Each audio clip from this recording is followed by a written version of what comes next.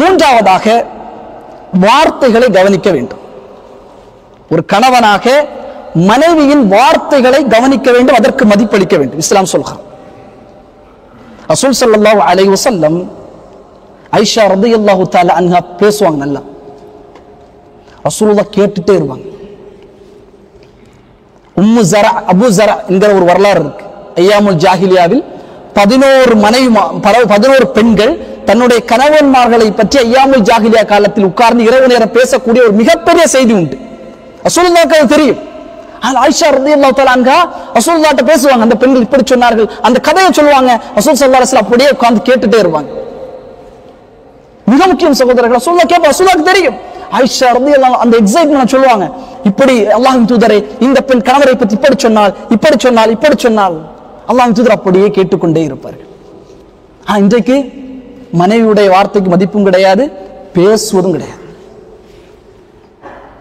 After the internet world, இந்த உலகம் கணினி வயம், மொபைல் வயம் ஆகியதற்கு பிறகு இன்றைக்கு பேசுறதே கிடையாது. அதிலும் ரொம்ப கவனமாக இருக்க வேண்டும் சகோதரர்களே. ஒரு உளவியல் மருத்துவர் சொன்னார், இதை போன்ற கல்ஃப் கண்ட்ரீஸ்ல 9 to 6 ஜாப் தான் கணவர் பார்க்குகிறார். மனைவியை வீட்டில் விட்டுவிட்டு கணவன் போய்விடுவான். அவள் தனிமையில் இருப்பாள். பேசுவதற்கு யாரும் இருக்க மாட்டார்கள். எவ்வளவு நேரம் தான் போன் பார்க்கிறது. அது ஒரு கிளைண்ட் சொல்றாரு, இந்த பொண்ணு யார்த்தையுமே பேச முடியாம செவுத்த பார்த்துட்டு பேசிட்டு இருக்கு. கணவர் வருவார், முடித்து விட்டு வேலைக்கு வந்தா எனக்கு ரொம்ப டயர்ட், நான் படுத்து விடுவேன், அவ்வளவுதான். காலையில் எழும்பி அப்படியே போவான்.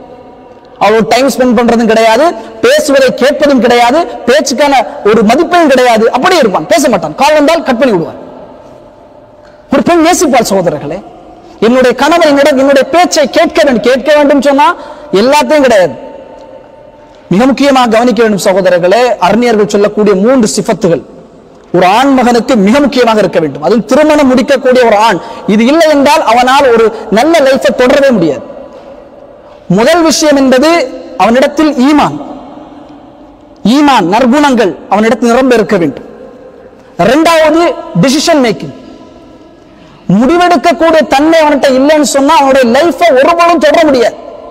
திருமணம் முடித்ததற்கு பிறகு என்னுடைய உம்மா சொன்னா, என்னுடைய வாப்பா சொன்னா, எனக்கு உம்மா அதுதான் கரெக்டா இருக்கும் என்பது அல்ல. இஸ்லாம் சொல்லுகிறது ஒரு ஆண் மகன் முடிவெடுக்கக்கூடிய இடத்தில் இருக்க வேண்டும். அவன் தான் முடிவெடுக்கணும்.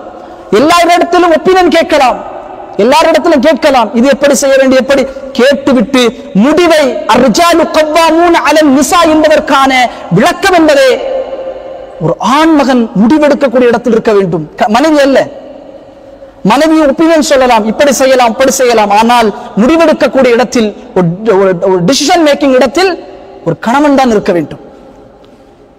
மூன்றாவது தன்மை ப்ராப்ளம் லைஃப்ல எவ்வளவு ப்ராப்ளம் வரும், அதனை அவன் சால்வ் செய்ய வேண்டும்.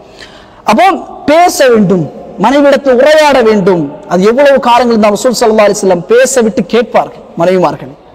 அல்லாஹ் அக்பர். ரசூல் ஸல்லல்லாஹு அலைஹி வஸல்லம் பேச விட்டு மனைவிமார்களை கேட்பார். எனவே வார்த்தைகளை கவனிப்பது மிக முக்கியமான ஒன்று.